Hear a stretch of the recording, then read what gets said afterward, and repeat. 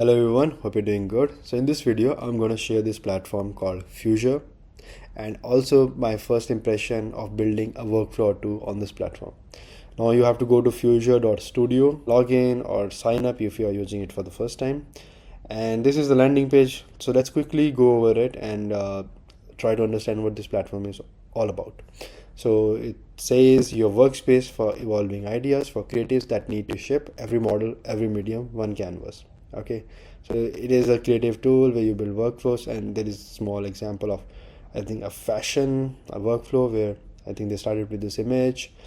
They have used Claude to sort of rewrite the attached prompt to get clothing more like the attached reference images. So reference images passing on to LLM, then using Flux, then using VO to create the videos, Gemini to change the outfits, I believe, and then Rodin to create a 3D object or 3D 360-degree 3D object of the dress itself or outfit itself. They have a bunch of clientele from Gap, OpenAI, Chancellor, IDEO. That's cool. They have 150 plus models, 300 plus LLMs. So as you can see, Recraft, Runway, Dream, Nano Banana, Dance, Ideogram, Flux, View.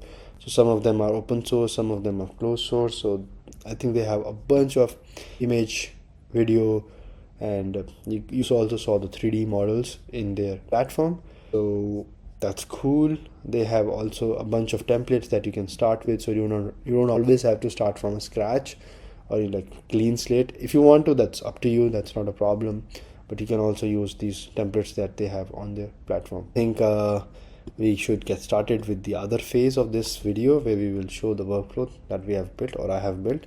So you have to log in or sign up, and then you will have something like this. I've already built a workflow, but for you will click on new project and there will be a blank canvas that will open up. If you copy a template, then you will have a template or a workflow with the template already there, so you can make changes to that template or copy it and get started. So I have two templates here that I cloned and then used and tested. Basically this workflow is for kids story or illustration book, where you have 2 or 3 characters or a bunch of characters, and then you can weave a story around it, and you don't even have to create a story from scratch. You can use ChatGPT or Claude or Gemini to just give to create the story. You just have to give a quick brief of what your characters are and what kind of story you want to build, and even if you give like minimal information, these tools are pretty good with creating this story. So here is the let me give you a walkthrough of the workflow. So it starts with this particular node called text node, where you just write something like the characters information or like who are your character. It's all up to you. It doesn't have to be like very hard and fast rule that you have to follow this and that.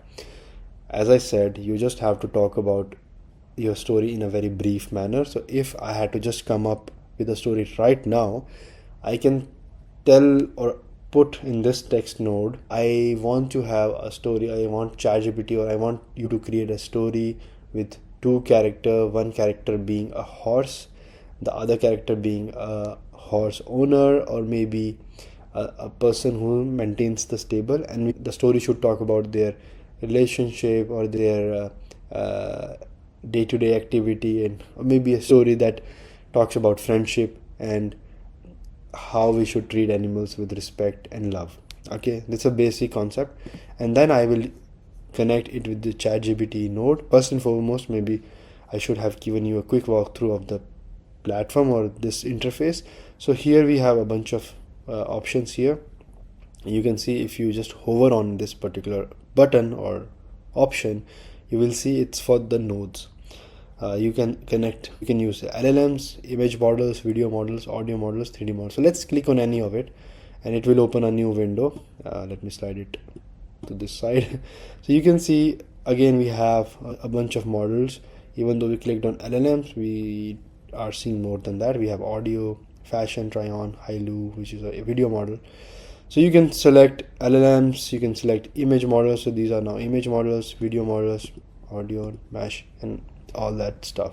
Let's say you don't see your model or node, you just write text and this will give you a text. This is how you can do if you want to do it from scratch. Let me delete it. And then we have this option called that we have uploaded or the images that we are uploading from our own system. Okay, or you can see also generations you have generated. Okay, there's probably template section where you can, if you are starting from scratch but you in the middle of it you realize, okay, I maybe want to use some template, you can click on this, and then this is setting tab. Also, if you create a free account, I got 5,000 credits, so anyone can do that. I'm not sponsored, I'm not an affiliate, I'm not a creative partner or anything. Just found the platform on Twitter or LinkedIn and just try it out and just sharing that thing with you. So again, coming back to the workflow, you entered your basic information to the text prompt, you connect it to the ChatGPT node, you will find that node here. Okay, this is just connecting like this. Okay, drag and drop. These connections are made very easily and it comes very naturally to all of us. It's not a big deal. Now you have to write a prompt, you have to guide ChatGPT what you want to write. In this case, I wrote some else, but if I had written like the brief I mentioned earlier, like a brief of one horse maintainer, and the story should have like friendship and harmony and all those things, I would simply write here asking ChatGPT to create a story around it. Okay, here as you can see it's a very long text because I did not look at the template close enough, and I started with building my workflow in ChatGPT first, where I just created the story in ChatGPT and then I just entered that thing in the text prompt. So you have to skip that part, you can create the story here itself. Now I asked, you can connect it to another ChatGPT node, asking it to create like 5 sentences because we want to create scenes. So if the story has a bunch of scenes, we will create those scenes into illustrations representing those scenes. So I had like 5 scenes. Then what I did was I did a bunch of text nodes and I copy pasted each and every line here. Okay, so now we have different scenes in individual text boxes. Nothing happening, it's just we are putting it over there, it doesn't do anything. We will do something with it, but I'll share that now. Okay, so now after that I uploaded these 3 images. I created those images in Midjourney because I wanted to follow a certain style, but you can create those images of these characters also here. Okay, for that maybe you can okay, let's do that. Maybe text prompt, not text, ChatGPT. What's the prompt? Okay, just a second. Maybe this is not the right node. So you get confused time to time again. Yeah, so I will have used this output node. So I will write here, can you give me prompts to create images, do give another prompt, just doing it on the fly, so you can even get away with minimal prompting. So do that. Once it stops running, you will get an output with the prompts to create these characters. We will get back to it shortly. So you can see you have a bunch of these things. I could have like more, like we don't want realistic or studio and all those things, but yeah, you can create the character prompts easily.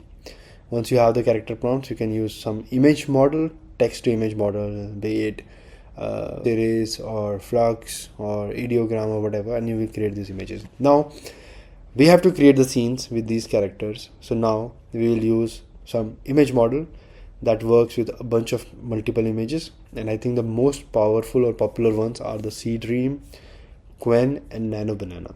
In this case I used Seedream, and what I did was this. So I connected these 3 images to this particular node in the images input section or input. Okay, here was my first scene detail. A celestial spirit of the high alpine lake found a dedicated alien with 3 luminous antennas tangled in prayer flags clutching a golden compass that hummed with mountain starlight. So I passed that text or the scene information to this ChatGPT node, and in there is another text node which talks about turn the input, which is a scene of a story, into a vivid description of how the scene should look like. And so I'm using this node as a system prompt and passing it on to other ChatGPT nodes that are connected to individual scenes. So my point is that this is the scene information, and this is connected as the prompt. This is the main information going to ChatGPT that is consistent across all scenes, which is what we are trying to tell ChatGPT, that you need to use that scene information, but create something vivid, something more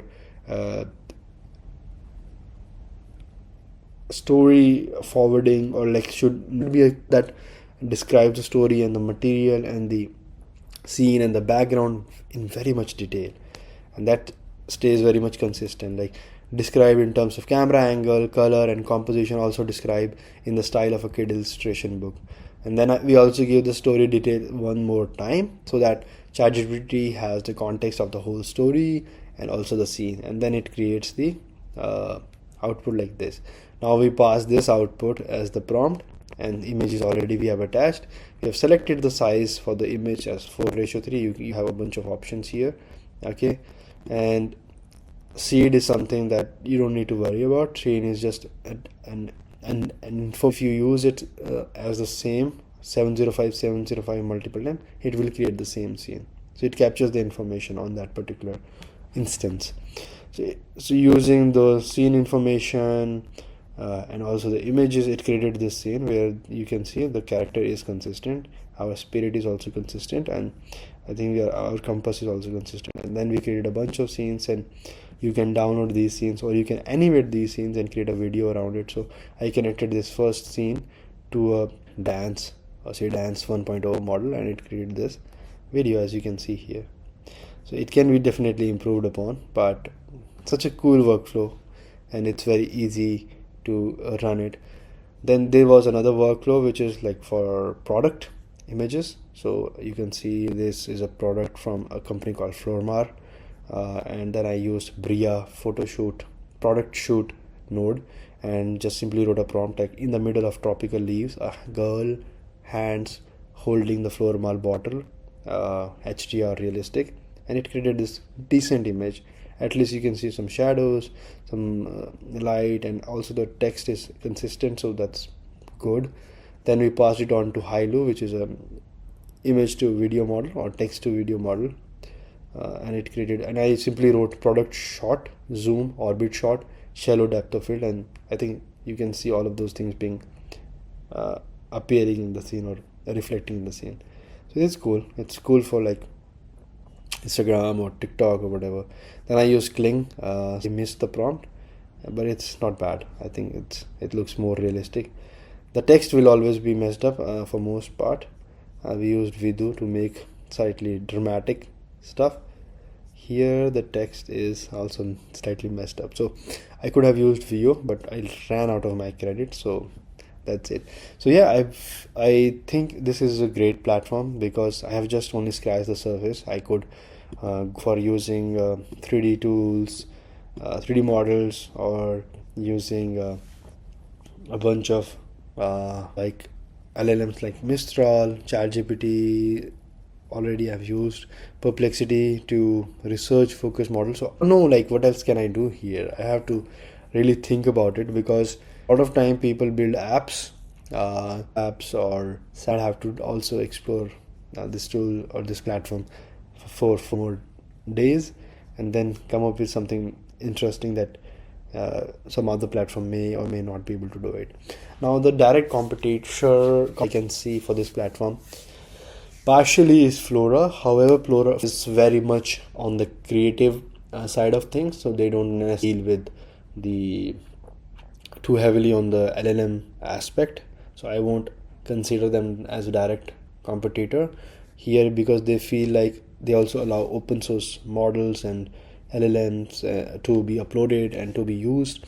So I think that would be not fair. However, I think Weavy appears to be a direct competitor for them, but yeah, I have to see like how much do they charge, what are the pricing and all.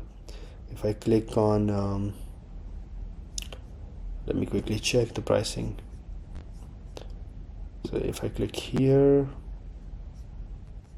yeah, so I think if you go for monthly credits, 30,000 credits will cost you $24, and you will get 5 GB of space.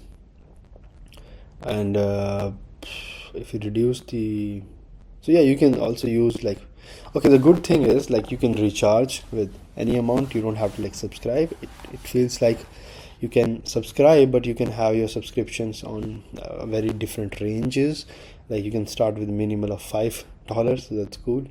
And once you keep on increasing, you get some discounts and all.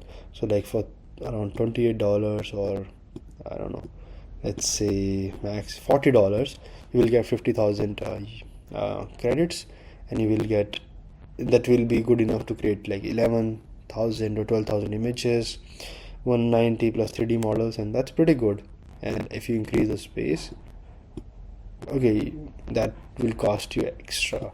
So if you are going with a subscription, that will be, any subscription you will get 5 GB free, but if you want to buy more space, then again that will be a separately charged. I think that's what my understanding is. So yeah, that was the whole overview of this platform called Fuser.